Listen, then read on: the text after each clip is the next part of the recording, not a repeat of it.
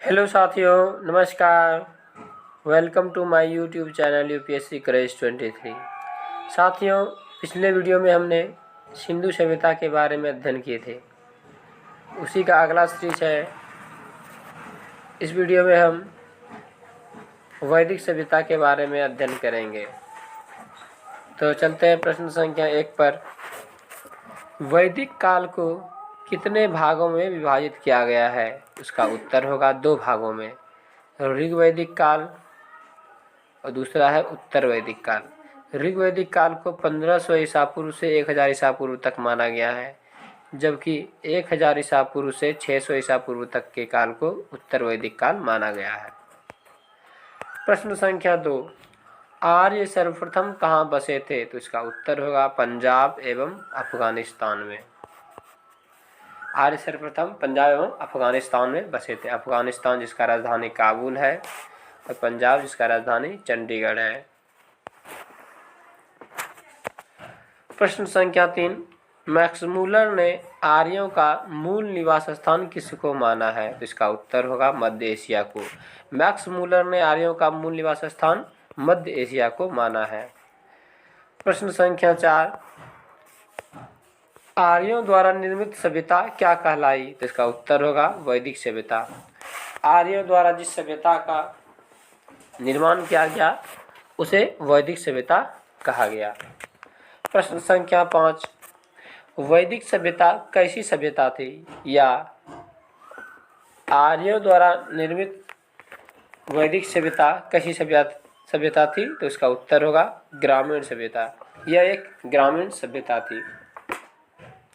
जैसे हमने पिछले वीडियो में देखे थे कि सिंधु घाटी सभ्यता कैसी सभ्यता थी, तो वो एक नगरीय सभ्यता थी, जबकि वैदिक सभ्यता एक ग्रामीण सभ्यता थी। प्रश्न संख्या 6, आर्यों की भाषा क्या थी? इसका उत्तर होगा संस्कृत। आर्य लोग संस्कृत बोला करते थे और उसी में किसी भी वेद की या फिर किताब पुस्तक की रचना करते थे संस्कृत भाषा में। प्रश्न संख्या 7, आर्य शब्द किसको इंगित करता है? इसका उत्तर होगा भाषा समूह को। आर्य शब्द भाषा समूह को इंगित करता है। प्रश्न संख्या 8, आर्यों की प्रशासनिक इकाई कितने भागों में बांटा गया था? आर्यों के प्रशासनिक इकाई को कितने भागों में बांटा गया था? तो इसका उत्तर होगा 5 भागों में। जैसे आरोही क्रम में जैसे कुल, उसके बाद ग्राम, फिर विश, जन और अंत में राष्ट्र, जो सबसे बड़ा हुआ करता था।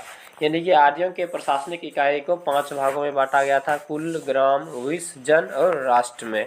प्रश्न संख्या 9, वैदिक सभ्यता में ग्राम के मुखिया को क्या कहा जाता था? तो इसका उत्तर होगा ग्रामीणी। वैदिक सभ्यता में ग्राम के मुखिया को ग्रामीणी कहा जाता था। प्रश्न संख्या 10, वैदिक सभ्यता में विश के प्रधान को क्या कहा जाता था? तो इसका उत्तर होगा विशपति। वैदिक सभ्यता में विश के प्रधान को विशपति कहा जाता था। प्रश्न संख्या 11, वैदिक सभ्यता में जन के राष्ट्र को क्या कहा जाता था, या जन के शासक को क्या कहा जाता था? तो इसका उत्तर होगा राजन। वैदिक सभ्यता में जन के शासक को राजन कहा जाता था। प्रश्न संख्या 12, वैदिक सभ्यता में राज्याधिकारियों में सबसे प्रमुख कौन थे? तो इसका उत्तर होगा पुरोहित एवं सेनानी। इसका उत्तर होगा पुरोहित एवं सेनानी। यानी कि वैदिक सभ्यता में राज्याधिकारियों में जो सबसे प्रमुख हुआ करते थे तो उसमें पुरोहित हुआ करते थे एवं सेनानी। प्रश्न संख्या 13, वैदिक सभ्यता में रूढ़िवादी पुरोहित कौन थे? इसका उत्तर होगा वशिष्ठ। वशिष्ठ को वैदिक सभ्यता में रूढ़िवादी पुरोहित के तौर पे देखा जाता था, एक सिद्धांतवादी। प्रश्न संख्या 14, वैदिक सभ्यता में उदार पुरोहित कौन थे? तो इसका उत्तर होगा विश्वामित्र। विश्वामित्र को उदार पुरोहित माना जाता था वैदिक सभ्यता में। प्रश्न संख्या 15, वैदिक सभ्यता में सूत, रथकार व कम्मादी नामक अधिकारी को क्या कहे जाते थे? तो इसका उत्तर होगा रत्नी। राजा सहित इनकी संख्या 12 होता था या फिर 12 हुआ करता था। यानी कि वैदिक सभ्यता में सूत, रथकार व कम्मादी नामक अधिकारी को रत्नी कहा जाता था। राजा सहित इनकी संख्या 12 हुआ करता था। प्रश्न संख्या 16। प्रश्न संख्या 16 है कि वैदिक सभ्यता में दुर्गपति को क्या कहा जाता था? वैदिक सभ्यता में दुर्गपति को क्या कहा जाता था? तो इसका उत्तर होगा पूरब। वैदिक सभ्यता में दुर्गपति को पूरब कहा जाता था। प्रश्न संख्या 17। वैदिक सभ्यता में जनता की गतिविधियों को देखने वाले गुप्तचर को क्या कहा जाता था? तो इसका उत्तर होगा अस्पष्ट। वैदिक सभ्यता में जनता की गतिविधियों को देखने वाले गुप्तचर को क्या कहा जाता था? अस्पष्ट कहा जाता था। प्रश्न संख्या 18। वैदिक सभ्यता में गोचर भूमि का अधिकारी कौन होता था? उसका उत्तर होगा वाजपति। वैदिक सभ्यता में गोचर भूमि का अधिकारी वाजपति होता था। प्रश्न संख्या 19। वैदिक सभ्यता में अपराधियों को पकड़ने का कार्य कौन करता था? तो इसका उत्तर होगा उग्र। उग्र के द्वारा वैदिक सभ्यता में अपराधियों को पकड़ने का कार्य किया जाता था। प्रश्न संख्या 20। किस वेद में किसी भी तरह के न्यायाधिकारी का उल्लेख नहीं है? इसका उत्तर होगा ऋग्वेद में। सबसे प्राचीन वेद कौन सा है? तो ऋग्वेद है। ऋग्वेद में 10 मंडल है और 10,462 ऋचाएँ हैं। यानी कि किस वेद में किसी भी तरह के न्यायाधिकारी का उल्लेख नहीं है? तो इसका उत्तर होगा ऋग्वेद। प्रश्न संख्या 21। वैदिक सभ्यता में राजा को सलाह देने वाली संस्था का नाम क्या था? तो इसका उत्तर होगा सभा एवं समिति। वैदिक सभ्यता में राजा को सलाह देने वाली संस्था का नाम था सभा एवं समिति, जो राजा को सलाह दिया करता था। प्रश्न संख्या 22। दोनों संस्थाएं यानी कि सभा एवं समिति के अध्यक्ष को क्या कहा जाता था? तो इसका उत्तर होगा ईशान। यानी कि इनके अध्यक्ष को ईशान कहा जाता था। स्त्रियां सभा एवं समितियों में भाग ले सकती थी। ऋग्वैदिक काल में स्त्रियां सभा एवं समितियों में भाग ले सकती थी। प्रश्न संख्या 23। वैदिक काल में सामान्य जनता का प्रतिनिधित्व किस संस्था के द्वारा किया जाता था? तो इसका उत्तर होगा समिति। वैदिक काल में सामान्य जनता का प्रतिनिधित्व किस संस्था के द्वारा किया जाता था? तो इसका उत्तर होगा समिति होगा। प्रश्न संख्या 24। वैदिक काल में श्रेष्ठ एवं संभ्रांत लोगों की संस्था कौन थी? तो इसका उत्तर होगा सभा, जो कि श्रेष्ठ एवं संभ्रांत लोगों की संस्था थी। प्रश्न संख्या 25। वैदिक काल में युद्ध में कबीले का नेतृत्व कौन करता था? तो इसका उत्तर होगा राजा। वैदिक काल में युद्ध में कबीले का नेतृत्व राजा करता था। प्रश्न संख्या 26। वैदिक काल में युद्ध के लिए किस शब्द का प्रयोग किया गया है? तो इसका उत्तर होगा गविष्ठी। वैदिक काल में युद्ध के लिए गविष्ठी शब्द का प्रयोग किया गया। उस समय गायों के लिए युद्ध किया जाता था। गविष्ठी का मतलब है गायों की खोज, यानी गविष्ठी शब्द का अर्थ है गायों की खोज। प्रश्न संख्या 27। दशराग युद्ध का उल्लेख किस वेद में है? तो इसका उत्तर होगा ऋग्वेद में। ऋग्वेद के 7वें मंडल में दशराग युद्ध का वर्णन किया गया है। दशराग युद्ध पुरुषनी यानी कि रावी नदी के तट पर सुदास एवं 10 जनों के बीच लड़ा गया था, जिसमें सुदास विजयी हुआ था। प्रश्न संख्या 28। दशराग युद्ध किस नदी के किनारे लड़ा गया था? दशराग युद्ध किस नदी के तट पर लड़ा गया था? तो इसका उत्तर होगा पुरुषनी नदी, रावी नदी के तट पर, जो कि सुदास एवं 10 जनों के बीच लड़ा गया था, जिसमें सुदास विजयी हुआ था। पुरुषनी रावी का प्राचीन नाम क्या है? तो पुरुषनी नदी है। रावी नदी का प्राचीन नाम पुरुषनी नदी है। प्रश्न संख्या 29। ऋग्वैदिक समाज कितने वर्णों में विभक्त था? तो ऋग्वैदिक समाज कितने वर्णों में विभक्त था? तो इसका उत्तर होगा 4 वर्णों में, ब्राह्मण, क्षत्रिय, वैश्य एवं शूद्र। ब्राह्मण, क्षत्रिय, वैश्य एवं शूद्र। यह विभाजन व्यवसाय पर आधारित था। किस पर आधारित था? व्यवसाय पर आधारित था। प्रश्न संख्या 30, चतुर्वर्णों का उल्लेख किसमें मिलता है?